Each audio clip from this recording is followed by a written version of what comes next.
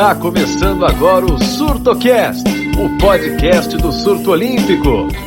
Oi para todos que ouvem o SurtoCast. Hoje a gente vai para um SurtoCast bem especial, afinal é a nossa primeira vez que a gente vai fazer uma entrevista presencialmente para o nosso podcast.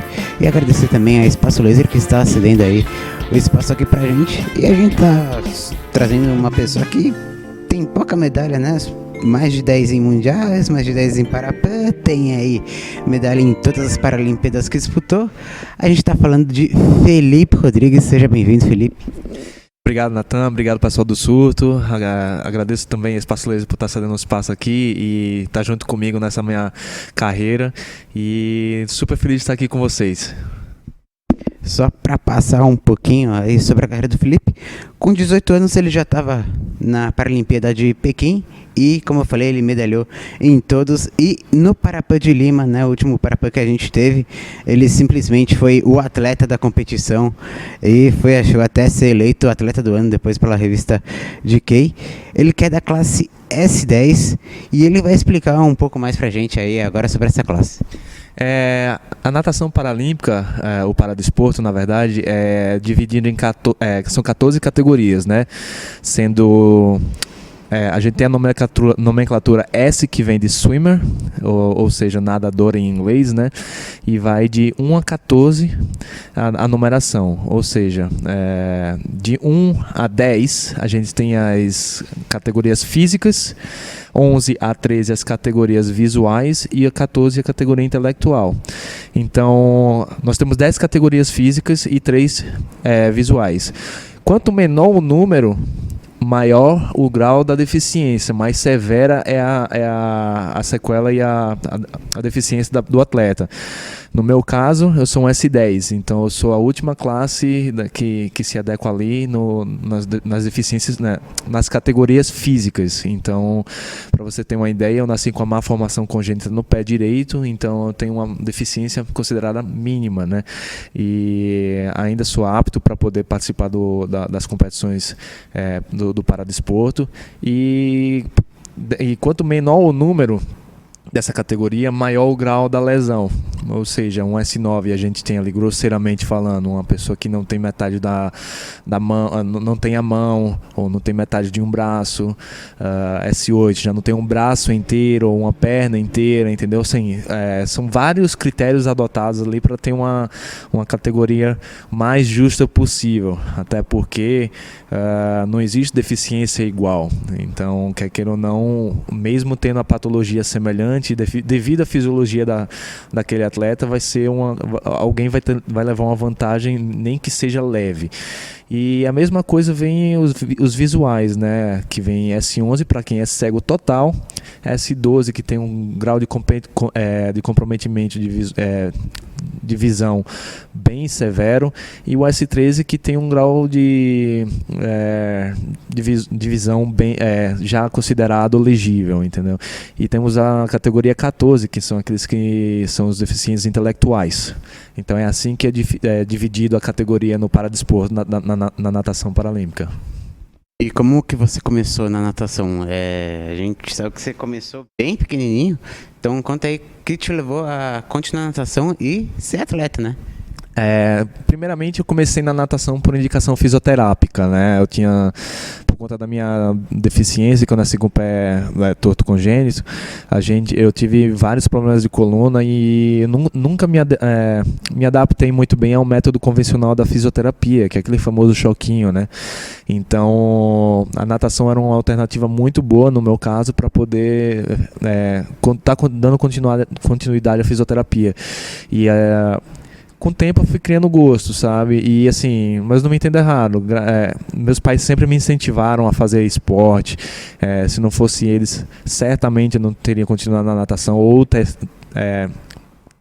provado de todos os outros esportes disponíveis. Tentei fazer vôlei, tentei fazer basquete, tentei fazer futsal, mas para você ter uma ideia, futsal para mim, meu primeiro gol foi contra. Aí eu percebi que não era para mim, entendeu? E nesse meio termo assim de um esporte e outro, eu sempre voltava para natação. e com mais ou menos ali uns 10 anos de idade, eu comecei a participar de competições já regionais, estaduais, e comecei a gostar, né? Com 13 anos participei do meu primeiro campeonato Norte e Nordeste, que eu morava lá em Pernambuco na época. Sou pernambucano, né?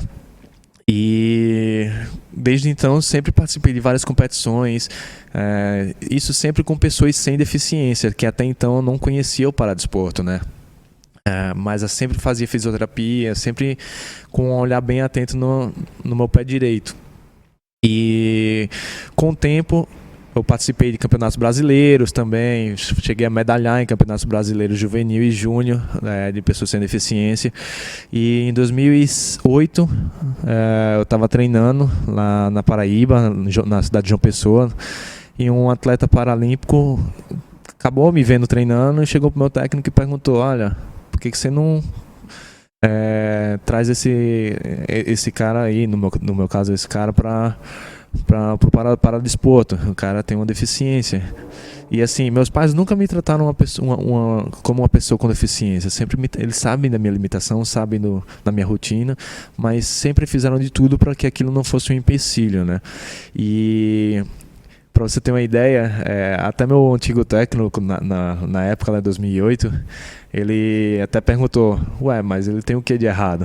Nem ele sabia direito, assim, nem ele considerava que a minha pequena deficiência podia ser apta para poder participar do paradesporto. E desde então, eu participo de competições olímpicas e paralímpicas e venho aí representando o Brasil da melhor forma possível e me divertindo bastante, né? Que é uma coisa que eu amo muito. E você falou de 2008, né? Que foi o ano da sua primeira Paralimpíada e de cara você já conseguiu o pódio, né? Então de cara você já chegou falando: ó, eu vim aqui pra fazer meu nome na natação paralímpica. Então conta como é que foi essa sua primeira experiência paralímpica. E logo, você era um adolescente ainda, né? Eu posso falar que eu era uma criança, porque assim, até então eu fazia natação porque eu amava, ainda amo a natação, né? E por incrível que pareça, eu cheguei na minha primeira Paralimpíada, eu realmente não sabia nem o que estava acontecendo. Eu estava lá, do nada, participando de uma competição em Natal, para me ter a classificação funcional, e do nada eu estava na China, entendeu? E assim, para mim aquilo ali era tudo, eu estava muito vislumbrado. Não sabia realmente o que estava acontecendo. Claro que eu sabia que eu tinha que nadar, então tinha minhas responsabilidades, mas da mesma forma eu só vim perceber, e a ficha só caiu mesmo que eu estava numa Paralimpíada na China, quando eu ganhei minha primeira medalha. E não foi quando eu toquei na bola ali e vi meu nome em segundo lugar, não. Foi quando eu recebi realmente a medalha no pódio. Quando o presidente lá que fez a entrega da medalha, no meu caso, foi lá e me colocou a medalha no meu pescoço, eu falei assim: putz, o negócio é sério mesmo. Aí foi realmente que caiu a ficha e eu percebi que eu tava ali, entendeu? Lembro até hoje que quando eu voltei pra vila, eu não tirava ela do peito, dormi com ela no travesseiro e tudo mais. E assim, pra você ter uma ideia de como que eu tava feliz e como que eu pensava assim: caraca, velho, quando eu tinha 10 anos, 12 anos de idade, eu assistia a galera na TV e eu pensava: putz, será que um dia eu vou ser assim? E hoje eu tô aqui, entendeu? Representando meu país, meus pais. Lembro também que, tipo assim, a conta telefônica também não foi muito barata por conta da minha alegria. Eu sempre ligava para meus pais ir lá da China para o Brasil, então eu queria muito partilhar essa emoção e essa alegria com eles, né? Mas foi uma coisa que eu realmente fiz com muito gosto, e foi uma experiência única, não vou mentir, entendeu? Ficou na minha vida, assim como todas as minhas outras competições,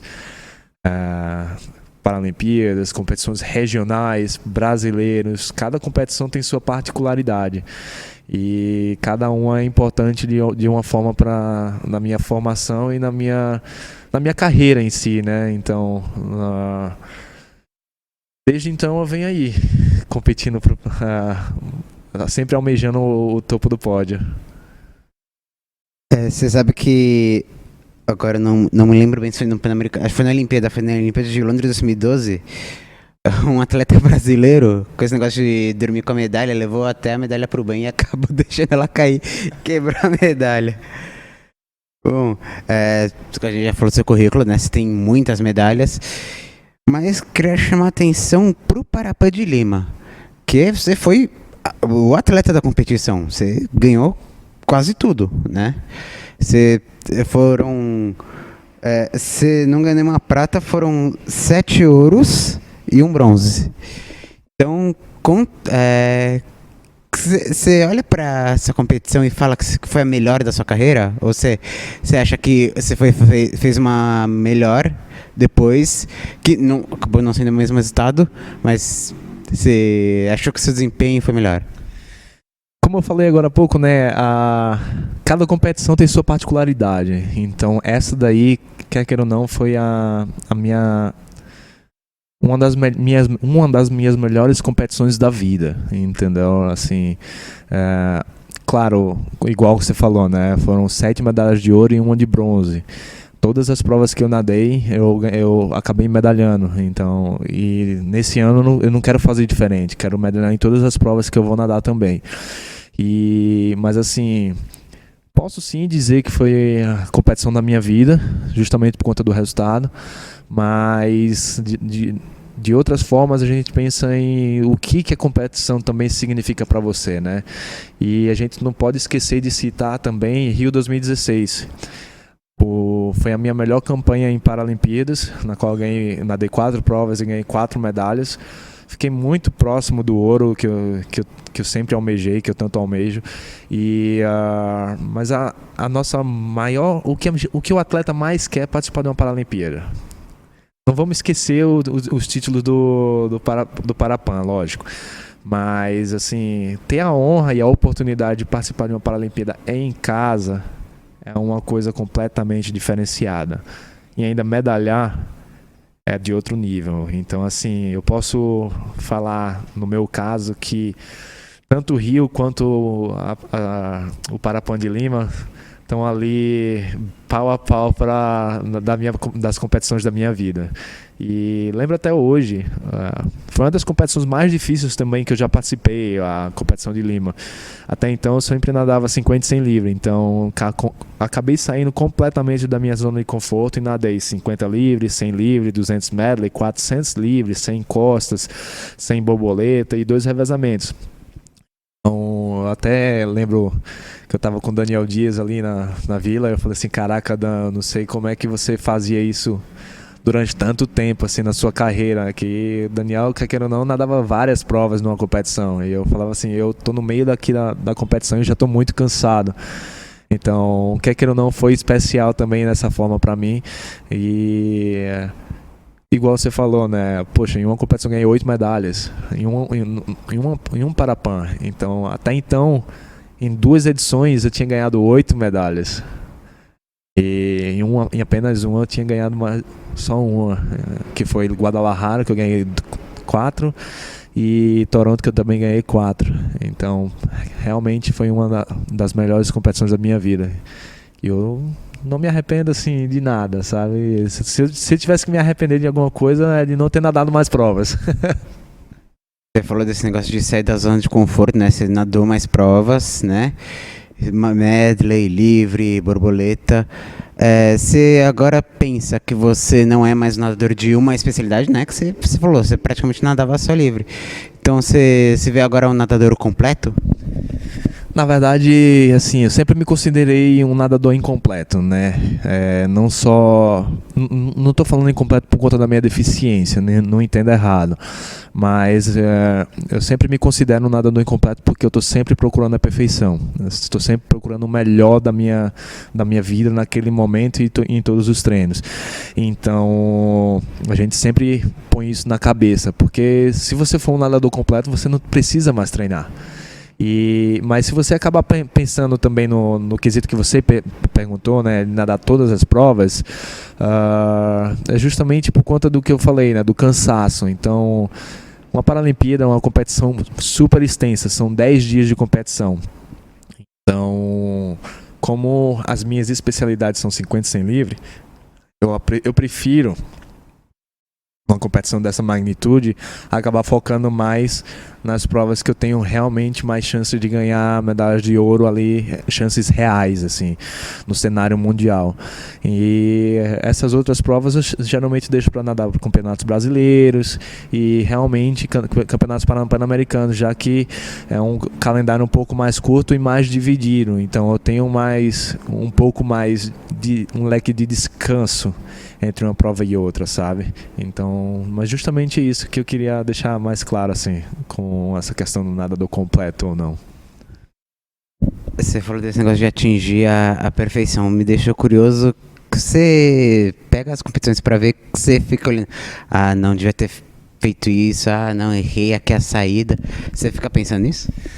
Por incrível que pareça, eu penso bastante, sim, mas eu não sou muito de assistir a minha prova, até porque, assim, a gente treina, sei lá, de 11 a 13 vezes por semana, dependendo da época de treino, né? Então, assim, eu realmente sei exatamente o que eu preciso fazer na minha prova, quantas braçadas eu dou, quantas respirações eu dou, quanto tempo no ar eu preciso ficar, quantos submersos até eu sair, fazer a transição da parte subaquática até o início do nado.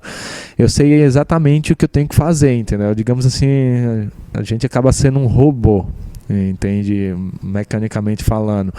E eu penso muito, poxa, não foi o tempo que eu queria para essa época, não foi o tempo que eu queria, eu não consegui nadar o melhor da vida por conta disso. Aí eu começo eu mesmo a analisar, sabe, o que eu fiz durante a prova, porque eu sei exatamente, eu terminei a prova, eu sei exatamente o que eu fiz do momento da saída até o momento da chegada, e eu fico realmente pensando muito bem. Muito sobre essa questão. Poxa, se eu tivesse melhorado isso, se eu tivesse feito assim, se a transição fosse assim, se eu tivesse feito a virada um pouco mais rápido, um pouco mais de lado. A gente pensa bastante isso no pós. Durante, a única coisa que a gente pensa é realmente... a gente faz visualizações antes da prova, então a gente visualiza a prova perfeita, né? E o que a gente, durante a prova, a gente só tenta aplicar aquilo. Pensar realmente 2 braçadas à frente, o que é que vai acontecer e o que é que a gente vai fazer, e é mais ou menos aí o que a gente é mais ou menos isso aí que a gente pensa, sabe, durante e no pós, mas sempre a gente faz essa análise depois da prova, essa autoanálise. Você falou, né, que em Paralimpíada ainda não veio ouro, né? Que dá aquela sensação, né, de um pouquinho de raiva. Muita gente fala que é raiva, que é frustração, mas assim, a gente que é atleta, a gente tem na cabeça que a gente tem que dar o máximo que a gente tem daquele dia. Claro, a gente treina 4 anos para estar bem naquele dia, né? E são muitos fatores que podem acontecer, mas assim, se eu sair da piscina com a cabeça que eu dei tudo que eu tinha para dar naquela piscina ali, naquele momento, eu saio feliz. Então, assim, é muito difícil você ver hoje um atleta que participou de 4 Paralimpíadas, vários mundiais, vários Pan-Americanos e ainda tá medalhando em todas elas. E, quer queira ou não, igual você falou, não chega a ser frustrante ou me dá raiva, mas acaba fazendo com que me dê mais combustível para que eu busque mais. Então isso serve como motivação também. E você tá com alguma coisa, você já tem alguma carta na manga, alguma coisa que você tá treinando, especialmente falando, isso vai me ajudar e eu vou conseguir o ouro? A gente sempre procura melhorar essas coisas, né? Principalmente questões técnicas. Então, porque no alto rendimento não é só força, não é só velocidade, mas a técnica em si também faz muita diferença. Eu brinco até com um dos atletas amigo meu que treina comigo, que assim, muitas vezes ele passa quase assim a prova inteira na minha frente, aí chega na última braçada, eu vou lá e toco primeiro, mesmo assim estando meio corpo na minha frente. Mas por quê? Por questões técnicas, entende? Então a gente tenta sempre aprimorar muito mais a técnica, e depois disso a gente aplica a força e a velocidade, e não tem muito segredo, né? A única carta na manga que a gente tem é o treino, independente do do esporte que a gente faça. A carta na manga que a gente tem é o treino e a confiança. E esse é o segredo essa é a receita do segredo, né? E tem agora uma competição que é super importante, né? Nesse fim de abril, que é a seletiva pro Mundial, né? Então, como que você está se preparando aí para essa seletiva? Tô super animado, na verdade, né? Afinal de contas, vai ser um Mundial também bem especial, né? Porque no período de 2012 até 2014 eu morei na Inglaterra, e morei na cidade de Manchester e treinei exatamente na piscina onde vai ser o Mundial. Então acaba também que vai ser um Mundial que eu vou ter, que vai ser em casa, digamos assim, né? Mas eu tô super animado aí, tô bem empolgado mesmo, porque por incrível que pareça eu tô com uma cabeça completamente diferente dos últimos anos. Claro, pressão tem, eu não vou mentir, mas eu tô, por incrível que pareça, eu tô, como é que eu falo a palavra, aproveitando a natação muito mais do que eu tive esses últimos anos. A gente vai ficando mais velho também e vai amadurecendo, vai vendo outras coisas e vai vendo o que poderia ser melhor, sabe? E começa a aplicar. E com isso aí vem com conhecimento e amadurecimento, né? E então a gente, por incrível que pareça, tenho certeza que esse ano vai sair coisas muito boas ali. Eu tô super confiante também que eu vou fazer os melhores da minha vida. E tô super ansioso para que isso aconteça, né? Então tô super quero muito nadar e me divertir, e eu tô muito nessa pegada também. Claro, tenho que me lembrar dos compromissos, da pressão, dos patrocinadores, tudo mais, sabe?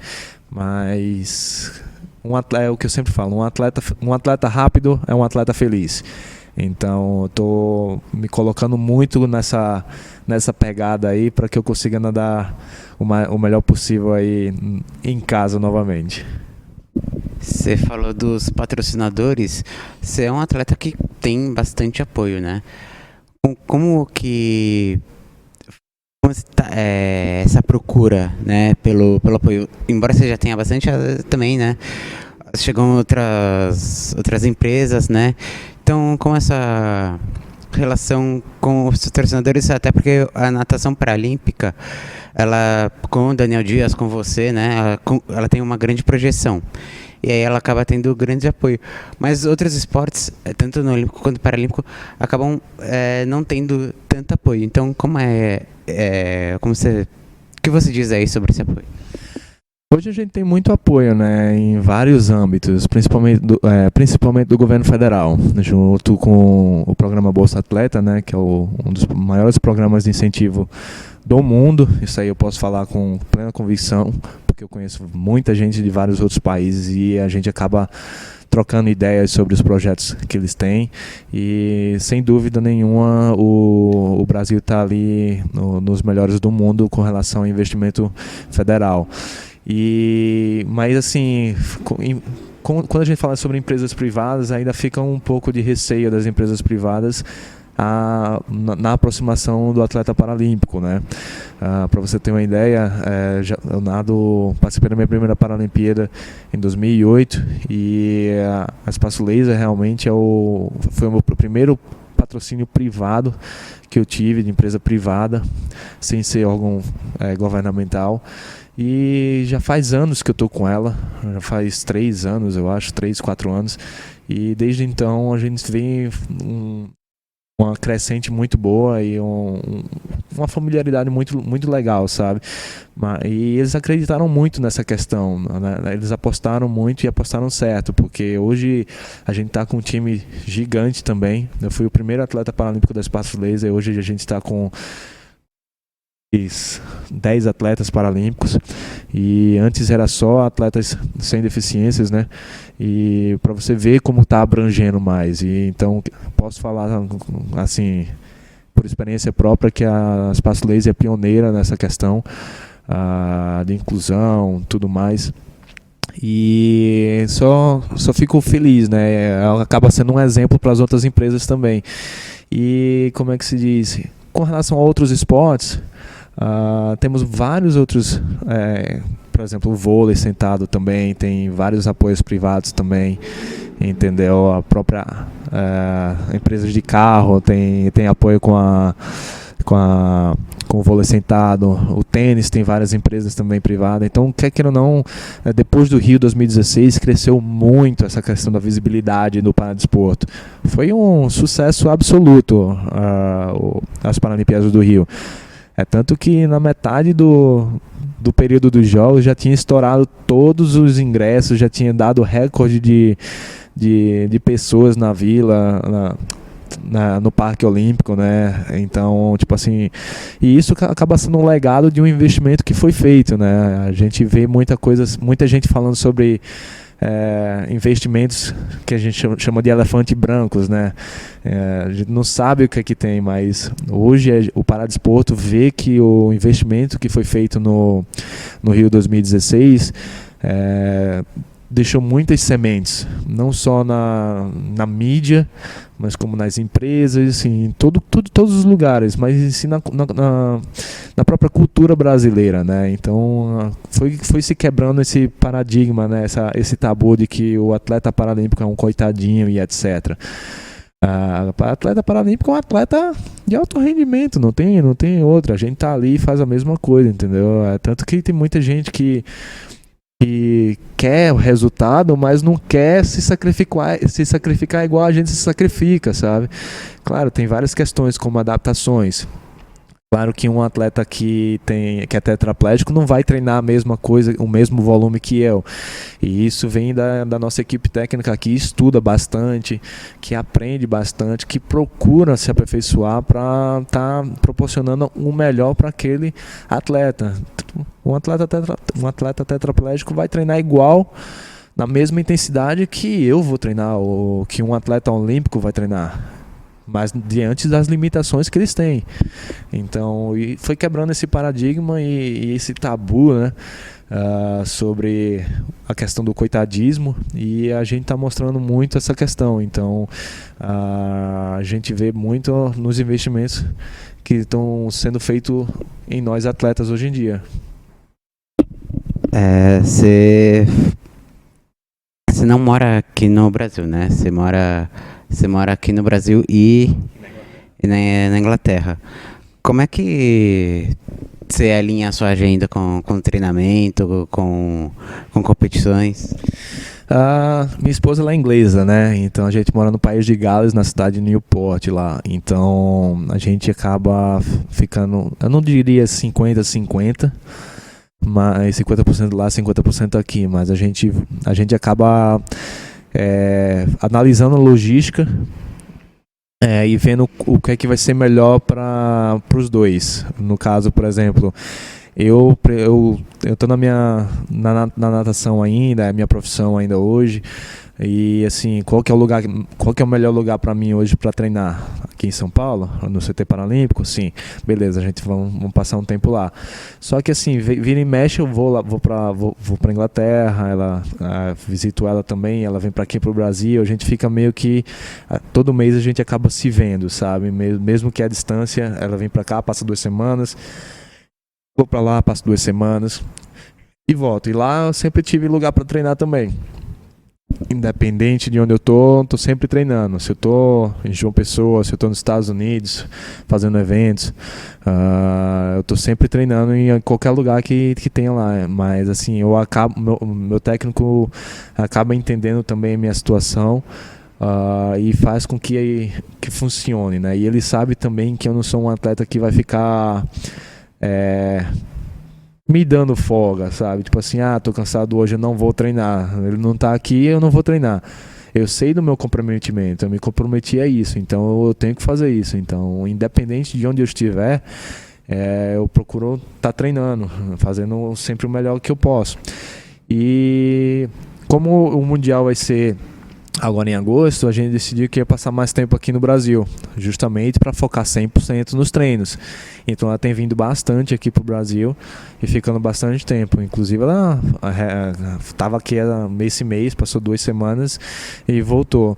E mês que vem ela vai vir novamente, entendeu? Então a gente acaba tendo uma logística bem diferenciada, digamos assim, mas a gente acaba fazendo acontecer. E a gente pensa muito também no plano futuro, né?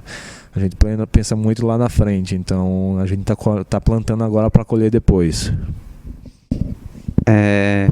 A gente tá num espaço que ali no fundo tem uma foto do Medina surfando, tá até mostrando a língua.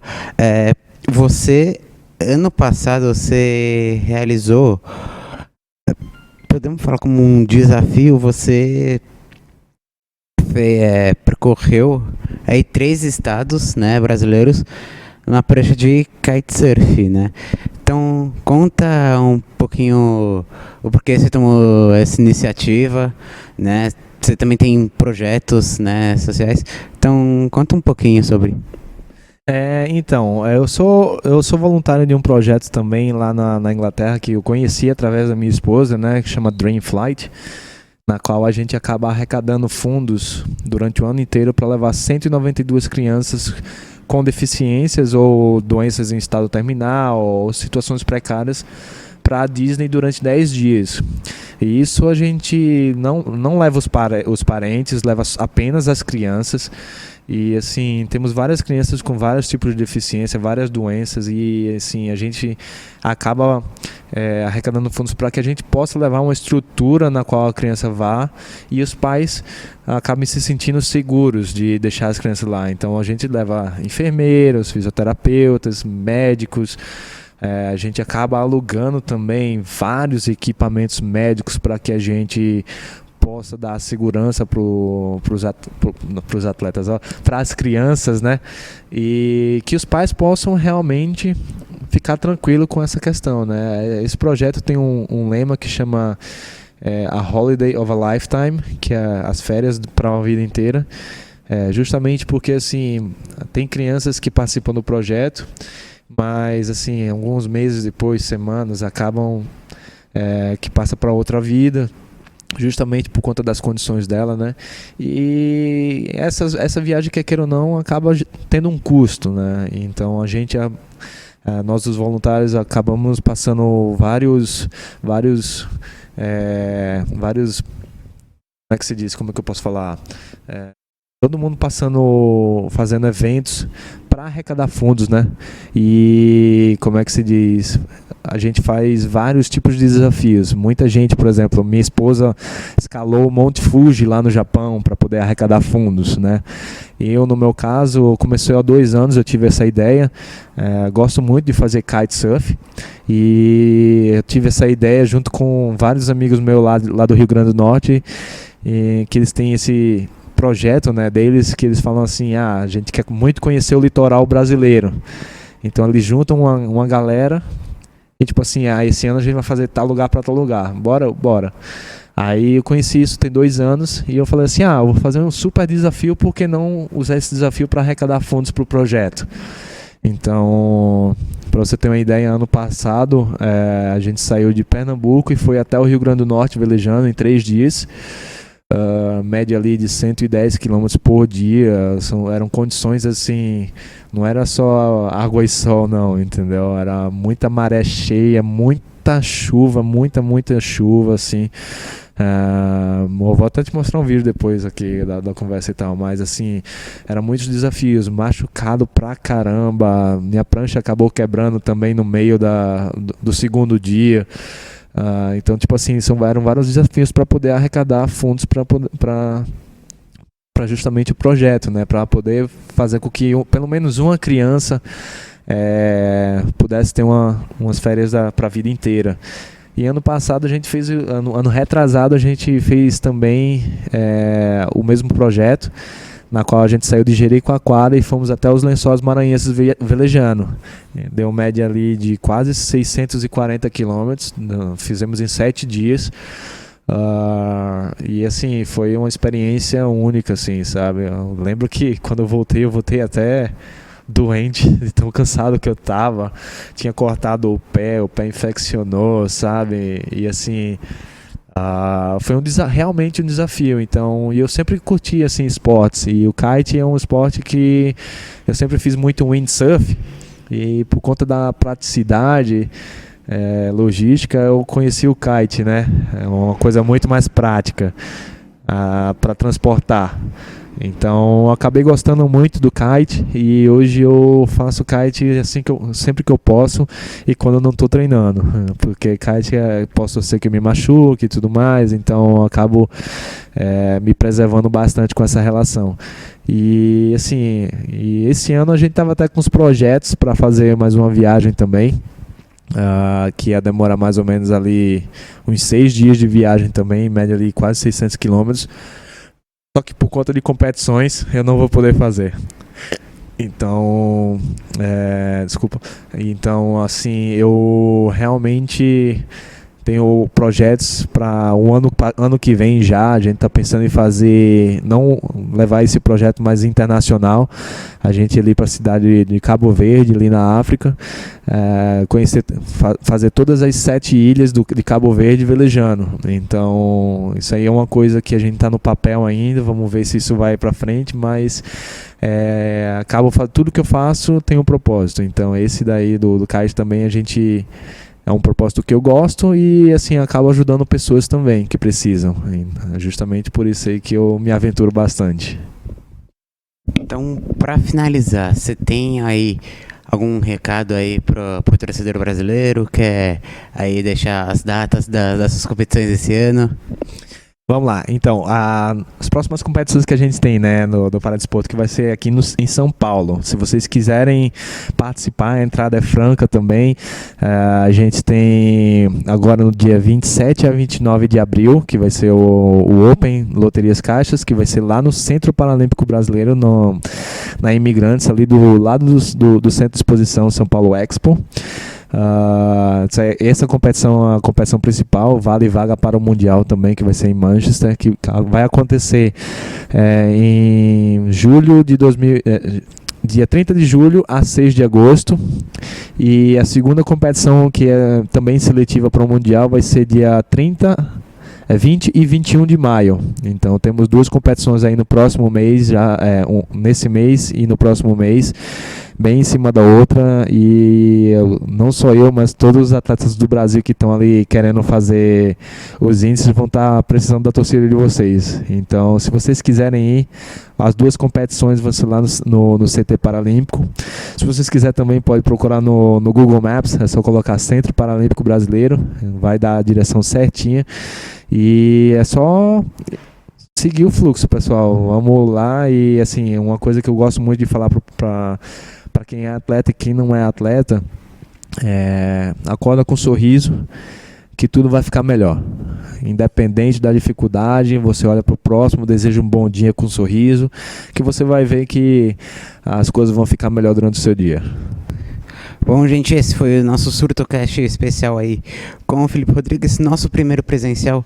Que venha mais, agradecer de novo a Espaço Laser aí pelo espaço cedido. E lembrando que a gente está na nossa campanha para levar 2 jornalistas para os Jogos de Paris 2024. Então mande aí seu pix para surtoolímpico@gmail.com. Então, gente, foi isso. Um abraço. Aqui na Heleno foi quem entrevistou o Felipe Rodrigues. E aí, então, um beijo pra vocês. Não se esqueça de acessar nosso site, nossas redes sociais, né? Instagram, @surtoolímpico, mesmo @ do Twitter. E a gente fica por aqui. Tchau, tchau.